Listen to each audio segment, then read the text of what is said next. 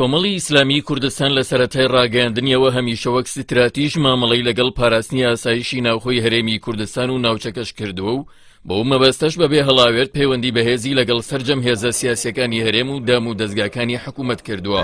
ساڵی 2001 کە کۆمەڵی ئیسلامی وەک هێزێکی سیاسی و سەربازی خۆی ڕاگەیاند و کارکردنی بە مەنتقی هێز بەرامبەر ململانێ ناوخۆیەکان ڕەت کردەوە و لەبریەوە هێزی مەنتقی بەکارهێناوە.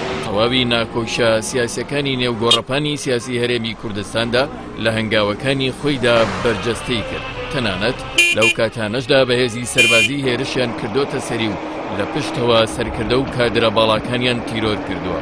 دیارترین نمونەش هێرشی تیرۆرکردنی زانای سەرکردە مامۆستا عەبدوڵای قەسرێ و هاوڕێکانی بوو کە بە بەرچاوی هەموو خەڵکی کوردستانەوە بێتاوان شەهید کرا.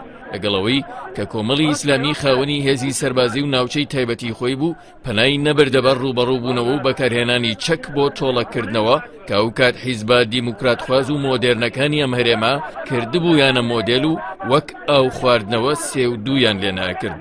بەڵکو ئاسایشی ناوخۆی هەرێم و یەکڕیزی ناوماڵی کوردی پاراست و لە ڕێگەی یاساییەوە دۆسێکەی یەکلایی کردەوە. زۆری نەخایەن ستەمی گەورەی شەیدکردنی 40 فەرماندە و پێشمەرگەی بێتاوانی لە ناوچەی هەورامان بەدووادا هات بەبێ هیچ تاوانێک.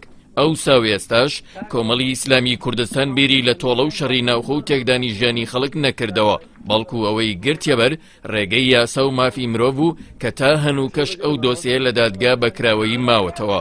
کۆمەڵی ئیسلامی کوردستان لە دوای کۆتایی هاتنی ڕژەمی بەعس کە لە پێناو بەرگری گەلەکەی و لە جێ ئەو چەکی خەباتی هەڵگرت بوو بە کۆتایی ئەویش چەکی شانی دانا و بە پێویستی زانی گەلی کورد بۆ بەرگری لە خەڵک و خاکەکەی خاوەنی سوپای شیەگرتوو بێ نەک هێزی چەکداری حیزبەکان. بەڵام حیزبە دەسەڵاتدارەکان تا ئێستاش لە پێناو بەرژەوەندیە حیزبیەکانیان کاریان بۆ نەکردووە. پلان و پاشقولگرتن لە کۆمەڵی ئیسلامی کوردستان گەیشتە و پەڕیستەم و لە ڕێگەی چوونیان بۆ گفتوگە و لێگەیشتن جەنابی مامۆستا عەلی باپیر و وەفدی یاوەری لە مەکتەبی سیاسی و سەرکردایەتی لەلایەن هێزێکی ئەمریکیەوە دەستگیر کرا و بۆ نزیکەی 2 ساڵ بەبێ تاوان خرایە بەندینخانەوە. لە بەرامبەردا کۆمەڵی ئیسلامی ئەوەی بیری لێ نەکردەوە کاری تێکدەرانە و دروستکردنی فشاری سەربازی بوو بۆ ئەو کارە تاوەکو بەداوای لێبوردنەوە سەربەرزانە ئازاد کران.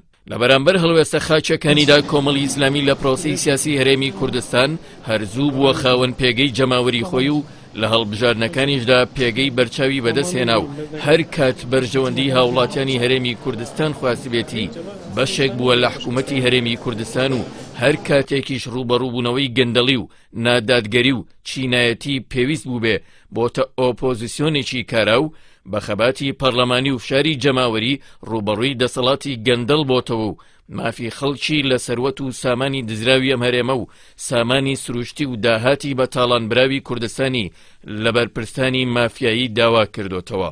نزیکترین پلان و پەلامار بەرامبەر بە کۆمەڵی ئیسلامی تیرۆرکردنی محەممەد عەزیزی پاسەوانی مەڵبەندی هەولێر بوو کە لە گەرمەی بانگەشی هەڵبژاردنەکاندا بووین. شەو پاش گێچەڵ پێژەڕانی شەهیدیان کرد لە کاتێکدا چ خودی پاسەوانەکەیان ئەوانەی لە بارەگاکەدا بوون دەیانتوانی بەهێز ڕوبەڕووی ئاژاوە جێڕان ببنەوە. بەڵام لە چوارچەوەی ستراتیژی کۆمەڵ کە لە ڕێگەی یاساوە کێشەکانی یەکلایی یەکاتەوە پەنای بۆ دادگا برد و خۆی نەخستە ناو تۆڕی پلانی ئاژاوە جێڕەکانەوە. هەر بە سەرنجێکی خێرا 1-2 ساڵی ڕابردووش لە زۆنجی زەرد و بە تایبەتی لە شاری هەولێر حیزبی دەسەڵات بە بەکارهێنانی دامەزراوە حکوومیەکان چەندین پلانی ناڕەوا و ترسنۆکانی بەرامبەر کۆمەڵی ئیسلامی و زانایانی ئاینی و کادیرەکانی جێڕاوە و سەر لە بەریشیان پوچەڵ و بێمانە دەرچوون لە ئاستپاچەتی کۆمەڵی ئیسلامیدا. خەباتی مەدەنی و گوتاری ڕاشکاوانی کۆمەڵی ئیسلامی هەمیشە لای دەسەڵاتدارە بەرژەوەندی خوازەکان جێگەی قبوڵ نەبووە و بە پلانی جۆرا و جۆر ویستویانە لە کەداری بکەن و لەو ڕێگەیەشەوە لەبەرەی خەڵک دایبڕن و بەڵێ بۆ کارە ناڕەواکانی ئەوان بکات. بەڵام هیچ کات کۆمەڵی ئیسلامی کوردستان نەچۆتە ژێر ئەو جۆرە فشارانەوە و هەرگیز نەبەفشار و نەبەشاباشی دەسەڵاتداران بەرەی خەڵکی ستەمدیدەی چۆڵ نەکردووە و ناشیکات.